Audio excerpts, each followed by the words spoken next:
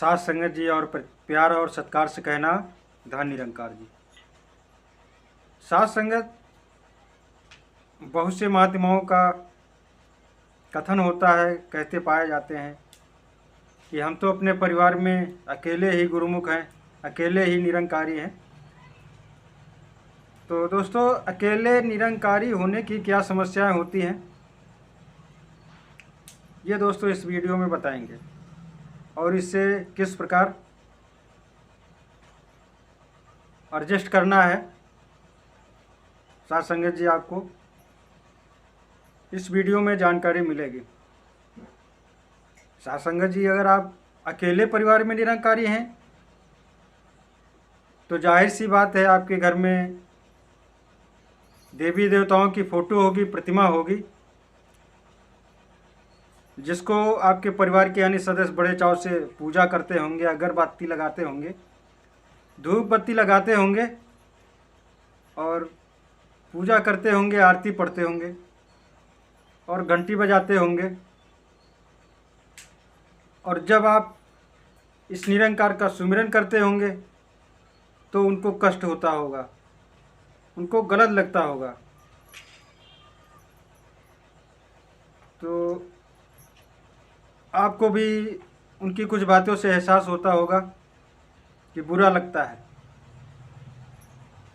दोस्तों, हमें मूर्ति हो या फोटो हो, प्रतिमा हो, या कहीं रास्ते में मंदिर पड़े तो हमको नमस्कार करना है। हम उनका भी सत्कार करते हैं, उनका भी सम्मान करते हैं, उनकी भी नमस्कारी करते हैं। लेकिन अगर हम सच्चे निरंकारी हैं तो हम ना तो धूप बत्ती जलाएंगे, ना अगरबत्ती जलाएंगे, ना तो हम घंटी हिलाएंगे, क्योंकि हमें सतगुरु ने बताया है कि अंदर की घंटी हिलाना है, बाहर की घंटी हिलाने से कुछ नहीं होगा। उसने एक बार घंटी अंदर की हिला दिया तो वह हिलती रहेंगी। उसने बाहर और अंदर की दोनों घंटियाँ हिला दिए। निरंकारी आप हैं तो ब्रह्म ज्ञान दे करके उसने बता दिया है कि निरंकार सर्वत्र व्याप्त है। और दोस्तों, निरंकारी का असली मायने में अर्थ यही है, जो व्यक्ति निरंकारी है वो ब्रह्म ज्ञानी है। समय के सद्गुरु ने उसको ब्रह्म ज्ञान दे करके ब्रह्म ज्ञानी की उपाधि से नवाजा है और ब्रह्म ज्ञान पा करके उस पथ पर चलना, गुरुमुख होना, गुरु की बातों पर चलना, वो उस निरंकारी के हाथ में है। अगर गुरु की कही बातों पर हम नहीं चलते हैं तो हम सच्चे मायने में गुरुसिख नहीं हैं।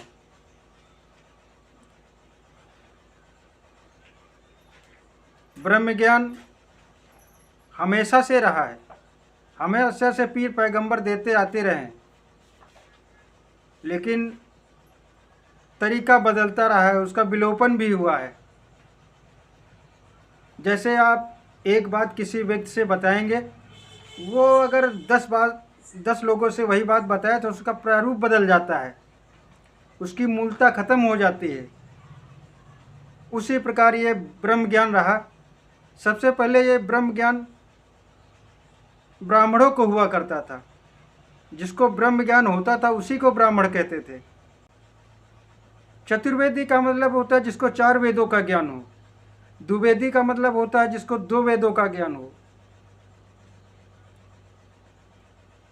जिसको 2 वेदों का ज्ञान था उसको चतुर्वेदी, द्विवेदी कहते थे, और 4 वेदों का ज्ञान था चतुर्वेदी कहते थे। और जिसको ब्रह्म ज्ञान था उसको ब्राह्मण कहते थे। जिसको ब्रह्म ज्ञान है वही ब्राह्मण है। और ये ब्रह्म ज्ञान इस समय सद्गुरु जो दे रहा है, तो इसने निरंकारी नाम से मिशन चलाया, निरंकार का ज्ञान दे रहा है, निरंकार का ज्ञान करा रहा है। साकार में हम आप हैं, और जब जब अवतार होता है इस धरती पर देशद्रोहियों का नाश करने के लिए, अधर्मों का नाश करने के लिए तब ये साकार रूप में आता है धरती पर, और धरती पर संदेश देता है, पैगाम देता है शांति का, सद्भाव का, एकत्व का। लेकिन बाबा बूटा सिंह ने ये ज्ञान पूरे जहां में फैलाने के लिए एक मिशन तैयार किया, जो धीरे धीरे मिशन ये बढ़ा।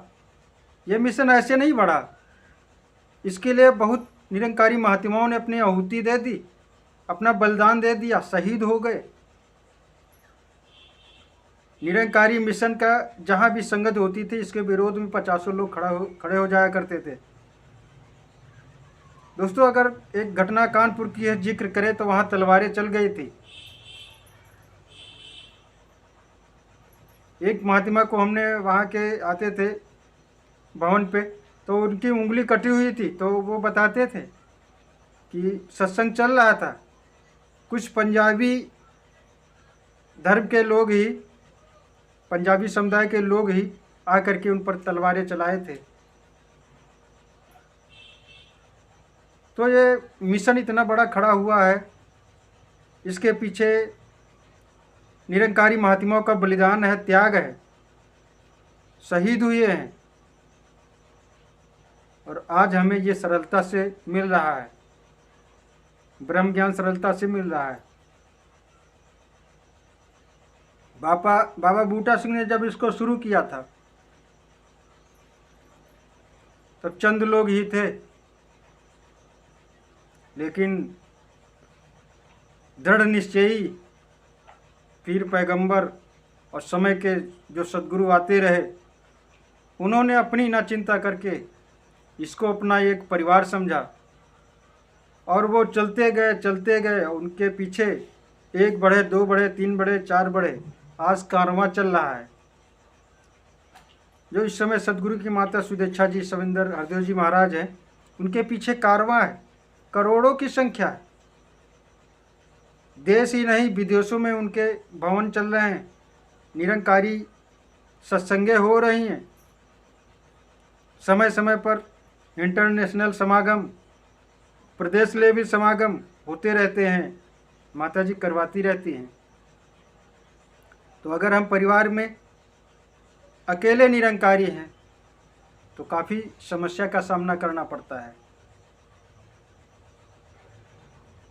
आज वो हमारे परिवार के लोग मूर्तियों की पूजा करते हैं, और मूर्ति को किसने बनाया है? हम आपने, मनुष्य ने मूर्तियों का निर्माण किया है। और जो हम सामने बैठे हैं मूर्ति, आप लोग देख रहे हैं जो मूर्ति हैं, इसको कौन बनाने वाला है? आपने कभी सोचा है? आपके परिवार के लोगों ने कभी सोचा है? इसको बनाने वाला है ये परमपिता परमात्मा निरंकार, इसने अपने तरीके से सांचे में ढाला है। अगर कुम्हार बनाता है बर्तन, तो अगर बनाएगा मटकी तो उसको एक ही आकार देता है। ये इस कुम्हार से बड़ा कुम्हार है निरंकार परमात्मा, जो तरह तरह के मनुष्यों को उसने गढ़ा है। देश की बात नहीं करेंगे, संसार की बात करेंगे। जितना भी मनुष्य है उसकी सूरत एक जैसी नहीं मिलेगी। कुछ एक को छोड़ करके जो जुड़वा होते हैं उनकी सूरत मिल जाती है, बाकी जो होते हैं हर एक मूर्ति में आपको फर्क मिलेगा। इस निरंकार ने हर मूर्ति में फर्क किया है। जुड़वा को छोड़ करके आपके जोड़े का कोई मिलेगा नहीं। हाँ, समानता होगी लेकिन एक रूपता नहीं होगी। तो ये कुम्हार जो है, ये निरंकार है, ये बहुत बड़ा कुम्हार है। इसने तरह तरह की मूर्तियाँ गढ़ी हैं, और जो हम आप मूर्ति बनाते हैं, कुम्हार जो मूर्ति बनाता है, मनुष्य जो मूर्ति बनाता है, उसको परिवार के ला करके उसको पूजते हैं। अरे उसको पूजो जिस निरंकार ने हम आपको बनाया है। मूर्तियाँ अगर हम देखते हैं, मंदिर देखते हैं, तो ऑटोमेटिक हम सिर झुका लेते हैं, सम्मान करते हैं, लेकिन हम अगरबत्ती धूप बत्ती नहीं जलाते हैं। आपके परिवार के भी समझेंगे। कभी खुशी का माहौल हो तो आप संगत की बात करिएगा, और हो सके तो उनको संगत तक ले जाइएगा। ये निरंकार बंधनों में नहीं डालता है, ये बंधनों से छुटकारा कर देता है, बंधनों से मुक्त कर देता है। बहुत सरलता है ब्रह्म ज्ञान लेना, और इसकी जो 5 पढ़ है उसमें बड़ी सरलता है। एक साधुवाद वाला इसमें सिस्टम है। साथ संगत, इस संसार में आने का मुख्य उद्देश्य ही यही होता है कि खुद को जानना, इस परमपिता परमात्मा को जानना। खुद की तब पहचान होगी जब पहले इसको जान लोगे, इस निरंकार को जान लोगे, तभी इसको जान सकते हो। और आज समय का सद्गुरु इसकी पहचान करा रहा है और इसकी पहचान करा रहा है। तो देरी ना करते हुए इसकी शरण में जा करके सारे अहम भाव को त्याग करके ब्रह्म ज्ञान जरूर ले। और जब तक अहम दूर नहीं होगा तब तक जीवन व्यवस्थित नहीं जी सकते हैं। इस संसार में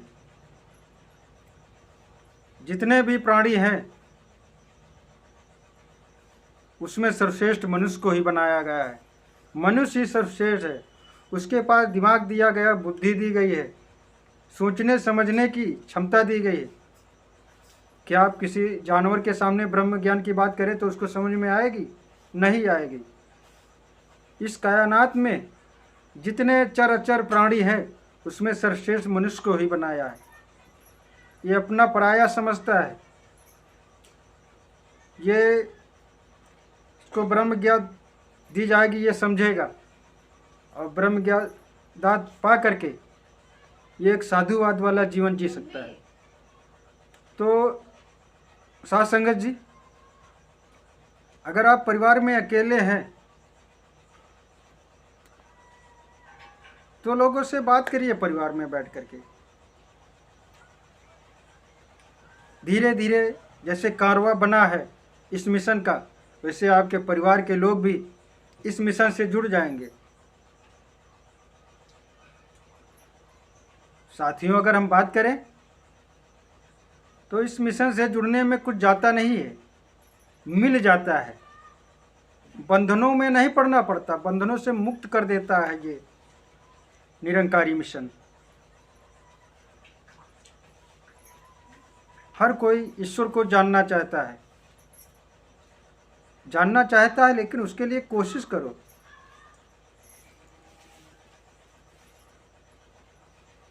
कोशिश अगर नहीं करेंगे तो आप नहीं पाएंगे। और मिलेगा कहाँ? सद्गुरु के चरणों में जा करके।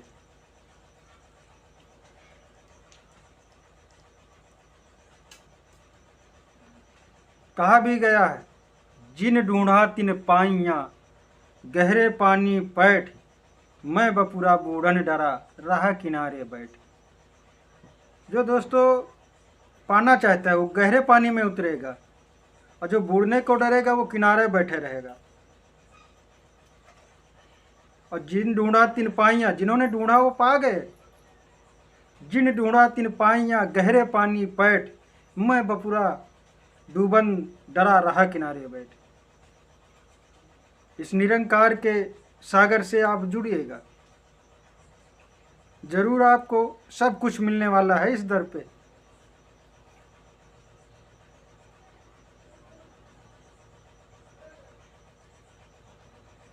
महात्माओं की सेवा, महात्माओं का सम्मान, महात्माओं का सत्कार करें हम, और किसी की चुगली, ईर्ष्या, द्वेष से दूर रहें। तभी हमारा जीवन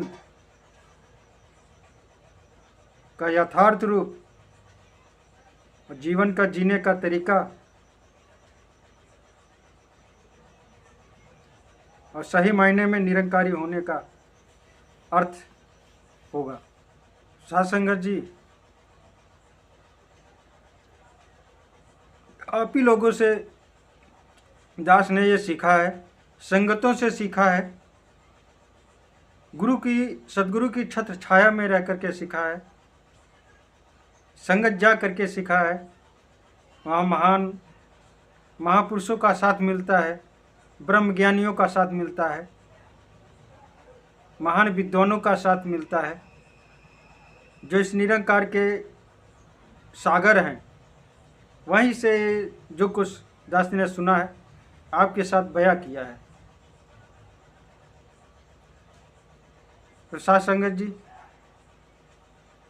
वीडियो यहीं पर समाप्त करते हैं। सभी महापुरुषों महात्माओं का धन निरंकार जी, नमस्ते।